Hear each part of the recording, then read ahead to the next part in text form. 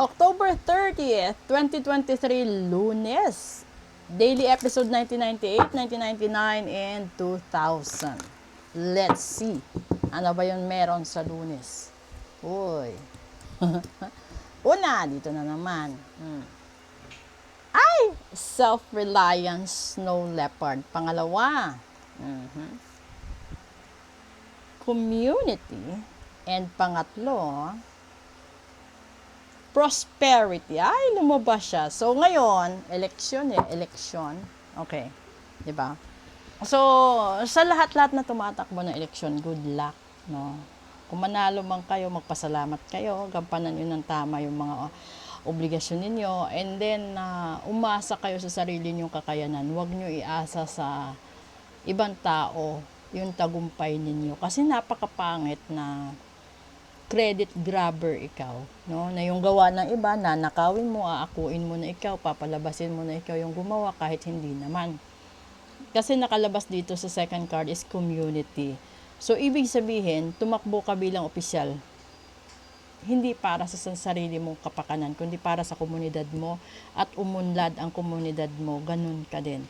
Yung pag-unlad kasi ng bayan mo, bansa mo, is blessing na rin para sa'yo. At kung ano man yung mga negative na intentions mo, i-let go mo yon kasi hindi maganda. Pero kung ito naman ay maihalin tulad natin sa relasyon sa pag-ibig, no?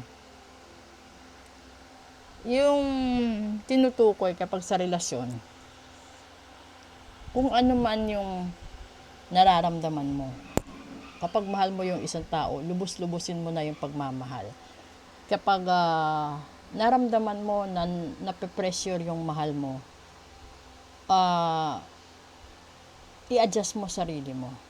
Kasi alam mo na kapag nape-pressure yan, mas nagre-rebelde. Ganun din sa anak. Kapag iniipit mo, mas grabe ang rebelde.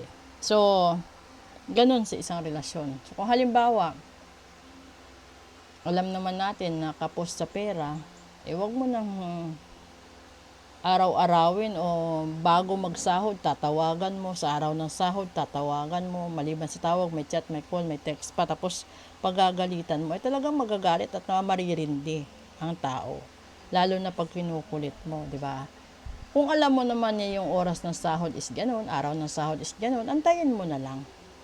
Tapos kapag yung binigay sa'yo ay kulang, magtanong ka lang sa mahinahong tono. Bakit na kulang? At pag sinabi niya may sarili siyang utang, tanggapin mo. Kasi hindi naman po pwede na siya nagtrabaho, ubusin mo. Pangit yung ganun. Kasi kung nagtrabaho siya at nagkaroon siya ng sarili niyang utang dahil binili niya ng sigarilyo, binili niya ng alak, nag-enjoy siya, karapatan niya yun kasi pera niya. Kung binigyan ka halimbawa yung sahod ng asawa mo isang linggo, 3,000, no?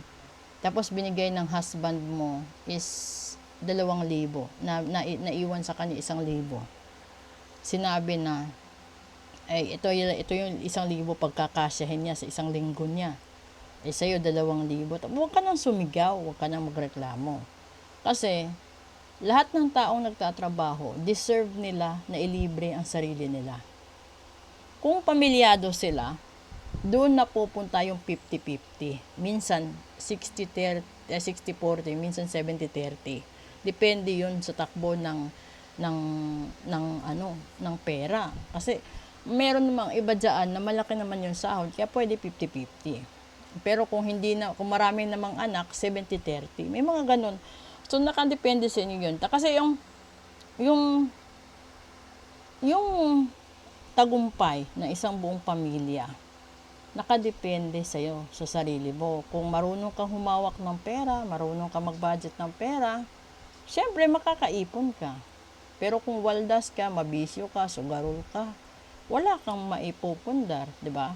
Ganun ang ganun ang takbo ng buhay ng mundo. Kahit marami pang taong tumulong sa'yo, kung saksakan ka ng tamad, saksakan ka ng bisyo, ay walang-wala talagang maiipon, di ba? So, nasa sa'yo, adjustment mo sa sarili mo, sa pamilya mo, para umunlad ikaw sa buhay. Kasi yung blessings ni God nandyan lang. Pero yung mga negative at saka temptations, mga sulsol, mga marites, andyan lang sa paligid mo, handang sumira sa buhay mo. So sana ma-learn nyo itong lesson na ito at proceed tayo sa special episode ngayong Lunes. Maraming salamat po.